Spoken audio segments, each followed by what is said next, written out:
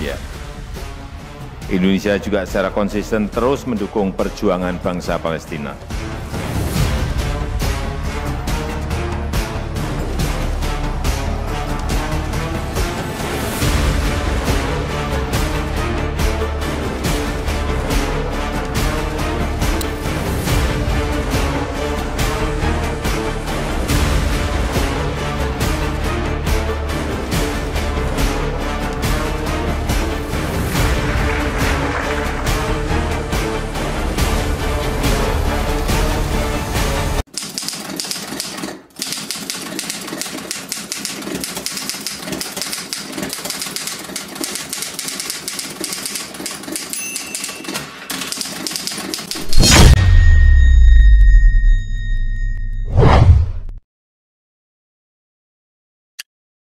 Perdana Menteri Palestina Muhammad Shtayyeh yang beberapa hari lalu berkunjung ke Indonesia memberikan pernyataan begini. Indonesia tidak diharapkan menjadi penengah dalam konflik panjang negaranya dengan Israel. Karena masalah utama dalam konflik kedua negara bukanlah tentang mediasi, melainkan niat Israel yang tidak ingin mengakhiri pendudukan ilegal atas Palestina. Ini artinya Shtayyeh tidak ingin keberpihakan Indonesia kepada nasib rakyat Palestina dilakukan melalui peran mediasi. Shtayyeh tahu peran yang selama ini diadopsi oleh Indonesia dalam urusan konflik Palestina-Israel adalah non-mediasi. Jadi ada dua macam pilihan peran, non-mediasi dan mediasi. Ini yang akan saya bahas kali ini, yang akan saya bagi dalam dua edisi AI, Analysis Intelligence. Kita bahas dulu tentang peran non-mediasi. Dalam urusan konflik Palestina-Israel, Indonesia selama ini mengambil peran non-mediasi, yang konkretnya adalah politik, himbauan, usulan, kecaman melalui berbagai modalitas dalam forum-forum multilateral. Forum multilateral yang seperti apa? Misalnya, melalui mekanisme di PBB, yaitu Committee on the Exercise of the Inalienable Rights of the Palestine People, atau melalui mekanisme di OKI, Organisasi Konferensi Islam, atau melalui mekanisme di GNB, Gerakan Non-Blok. Peran non-mediasi ini membuat kita tidak bisa langsung berhubungan dengan pihak Israel. Oleh karena kita tidak memiliki hubungan diplomatik. Ada alasan historis dan politis tentunya mengapa kita tidak bisa membuka hubungan diplomatik dengan Israel. Pendekatan non-mediasi dalam konflik Palestina-Israel yang sudah diadopsi Indonesia sejak era Presiden Soekarno, tepatnya di era RIS, Republik Indonesia Serikat, tahun 1950. Waktu itu menlunya adalah Muhammad Hatta, yang juga merangkap sebagai Perdana Menteri RIS. Setelah penyerahan kedaulatan melalui Konferensi Meja Bundar, KMB, di bulan Desember tahun 1949, Presiden Chaim Weizmann dan Perdana Menteri David Ben-Gurion dari pihak Israel itu mengirimkan telegram ucapan selamat. Dan di bulan Januari tahun 1950, jadi hanya kira-kira sebulan kemudian, Israel resmi menyatakan pengakuannya, recognition, terhadap Republik Indonesia. Hatta menjawab pesan Israel itu dengan tata krama yang pantas. Namun, tanpa pengakuan sebaliknya terhadap Israel yang sudah mendeklarasikan eksistensi negaranya pada 14 Mei tahun 1948, 2 tahun sebelumnya. Kemudian, Menlu Israel, Moshe Sochet, menulis surat kepada Hatta, mengatakan bahwa sebuah goodwill mission, misi dengan itikat baik begitu, akan datang ke Jakarta. Tetapi Hatta meminta agar misi ini ditunda dulu tanpa memberikan kepastian. Jadi digantung saja begitu. Penolakan dari pihak Indonesia ini karena visi geopolitik Presiden Soekarno pada saat itu memang sedang membutuhkan dukungan dari negara-negara Arab, terutama soal kedaulatan atas Irian yang belum termasuk dalam pengakuan di KMB. Selain itu, negara-negara Arab merupakan yang pertama memberikan pengakuan atas proklamasi kita sebelum terjadinya KMB tahun 1949. Mesir, Lebanon, Suriah, dan Saudi Arabia mengakui Indonesia di tahun 1947. Yaman di tahun 1948. Di periode ini jugalah Imam Besar Yerusalem di Palestina, Syekh Muhammad Amin al-Huzaini, yang memiliki pengaruh luas di Liga Arab, memberikan pengakuan atas kemerdekaan Indonesia. State of Palestine belum ada. PLO itu baru didirikan pada 28 Mei tahun 1964. Dan Yasser Arafat baru memproklamirkan berdirinya State of Palestine pada 15 November 1988. Apalagi Gamal Abdul Nasser, itu sahabat Soekarno, Kopeng betul, adalah juga tokoh pan-Arabisme di balik berdirinya Liga Arab. Nah, mereka berdua ini kemudian bersama beberapa tokoh lainnya menggagas konferensi Asia Afrika di Bandung pada tahun 1955 yang kemudian menjadi cikal bakal berdirinya GNB, non-blok, gerakan non-blok. Jadi kita bisa melihat dari sudut kepentingan Indonesia di masa itu, visi geopolitik Soekarno di tahun 1950-an benar sekali.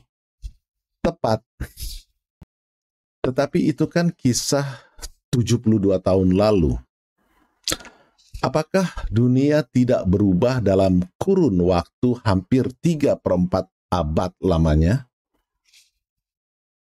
Apakah Soekarno sendiri tipe pribadi yang ingin buah-buah pikirannya disakralkan dalam suatu museum, tidak bisa disentuh, tidak bisa dirubah-rubah, dan bukannya direkontekstualisasikan sesuai tantangan zaman? Itu tadi sekilas sejarahnya. Sekarang kita kembali ke soal peran non-mediasi Indonesia. Mari kita ambil contoh. Di tahun 2017, Presiden Amerika Serikat Donald Trump mengumumkan pemindahan kedutaan besar AS dari Tel Aviv ke Yerusalem. Dunia, terutama dunia Islam, tentu saja bereaksi keras, termasuk Indonesia. Lalu Oki mengadakan konferensi luar biasa di Istanbul, Turki, bulan Desember 2017 itu juga, di mana Presiden Joko Widodo menyampaikan 6 poin usulan sikap, ada himbauan juga, kepada negara-negara anggota Oki terhadap langkah Amerika Serikat yang mengakui Yerusalem sebagai ibu kota Israel. Keenam usulan itu adalah, nomor 1, Oki harus secara tegas menolak pengakuan unilateral Amerika Serikat tersebut. Two-state solution atau solusi dua negara merupakan satu-satunya solusi dengan Yerusalem Timur sebagai ibu kota Palestina.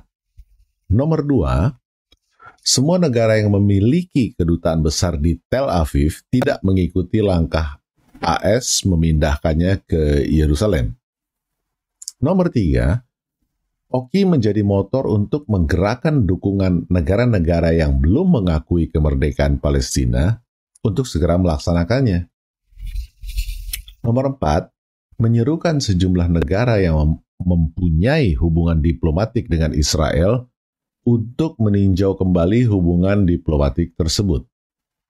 Nomor 5, negara-negara anggota Oki harus mengambil langkah bersama dalam hal meningkatkan bantuan kemanusiaan, peningkatan kapasitas atau capacity building, dan kerjasama ekonomi terhadap Palestina.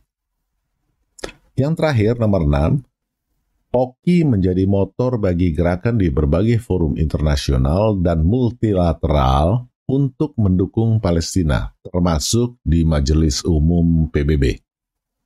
Apakah usulan Presiden Jokowi Seki Indonesia ini efektif?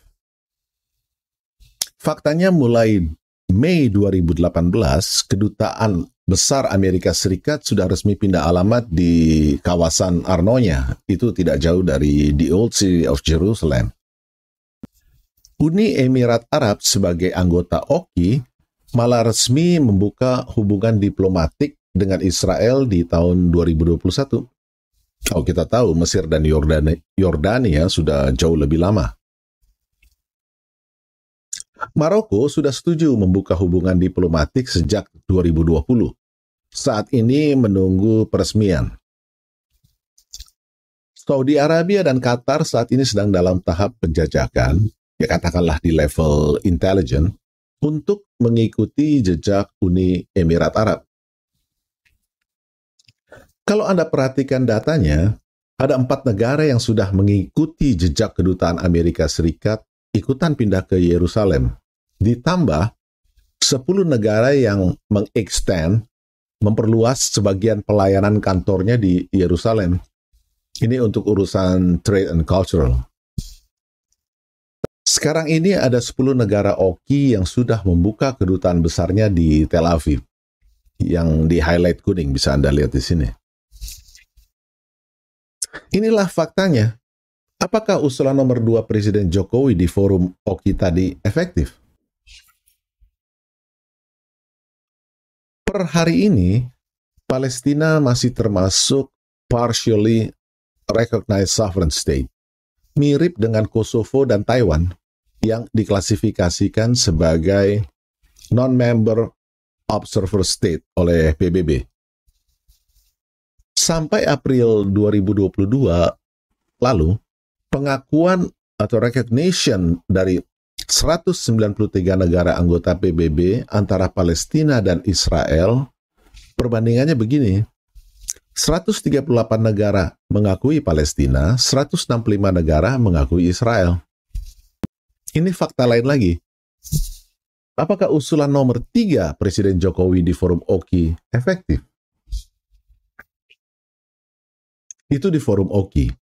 Di forum GNB non-blok, bulan September lalu, belum terlalu lama, terkait soal Palestina ini, Menteri Luar Negeri Retno Marsudi menyampaikan, one of the reasons the issue of the Palestine remains on the agenda of the non-aligned movement and remains unresolved is due to the gap between the commitments and implementation. Ini lagu lama. Retno melanjutkan, we don't walk the talk. We just talk, but we don't do anything. Ini disampaikan oleh orang nomor 1 di bidang kebijakan luar negeri kita. Inilah kenyataan pahit dari cara-cara multilateral yang sama dengan non-mediasi sebagaimana diinginkan oleh Perdana Menteri Stayeh tadi. Dan yang selama ini dilakukan Indonesia, yang pada intinya adalah politik himbauan, usulan, kecaman melalui forum multilateral.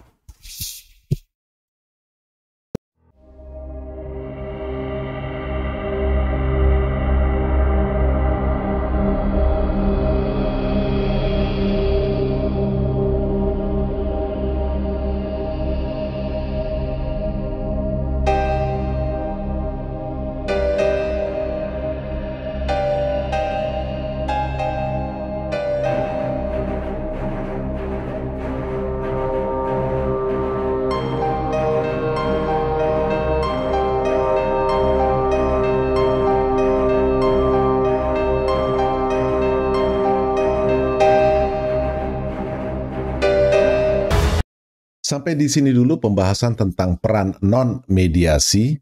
Pada edisi AI berikutnya, saya akan bahas tentang peran mediasi sebagaimana dimainkan oleh sosok-sosok yang berada di balik apa yang disebut dengan The Quartet of the Middle East. 4 sekawan di Timur Tengah. Mereka adalah PBB, Amerika Serikat, Uni Eropa, dan Rusia. Dan kenapa Gus Dur dulu ingin agar The Quartet ini berubah menjadi The Quintet, 5 sekawan, dengan memasukkan kekuatan dunia Islam ke dalamnya. Sampai jumpa di edisi berikutnya. Tanah airku tidak kulupakan, kan terkenal